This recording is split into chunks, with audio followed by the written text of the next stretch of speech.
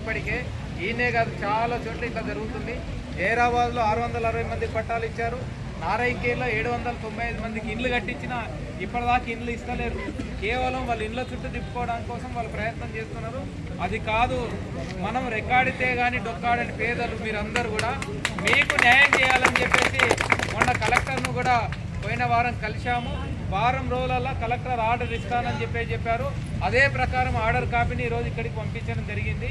మీ అందరికీ కూడా న్యాయం చేస్తామని చెప్పేసి ఆ రోజు సార్ చెప్పారు. వెంటనే ఈమని చెప్పేసి మేము కలెక్టర్ని కలిసాము. పీడీని, హౌసింగ్ పీడీని కూడా కలవడం జరిగింది.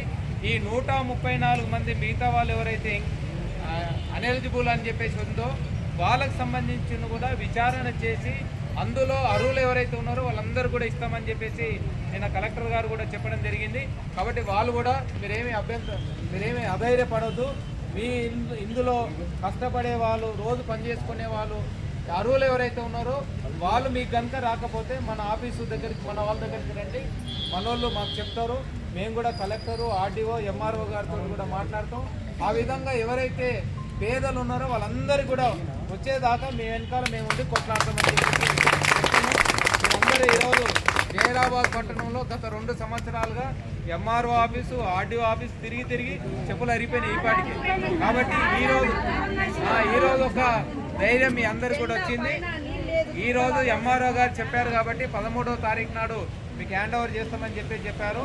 13వ తారీఖు నాడు కనుక చెయ్యకపోతే తర్వాత రోజు మొత్తం మనమే వెళ్ళి ఇళ్లలో, ఎవరి ఇళ్లలో వాళ్ళు ఉండాలి. మీకు నంబర్ వేసి ఉన్నది కాబట్టి అది ఆక్రమించుకునేట్లు మీరు చేయకండి. అధికారులు తప్పకుండా 13వ తారీఖు నాడు మీరు ఇచ్చిన హామీని నిలబెట్టుకోవాలి. ఇవ్వకపోతే మాత్రం ఇంకా ఇంతకంటే పెద్ద ఎత్తున ఆందోళన చేస్తామని చెప్పేసి తెలియజేస్తూ మరి మీరు ఈరోజు పాల్గొన్న మీ అందరూ కూడా పేరు పేరున ధన్యవాదాలు తెలుసుకుంటున్నాం.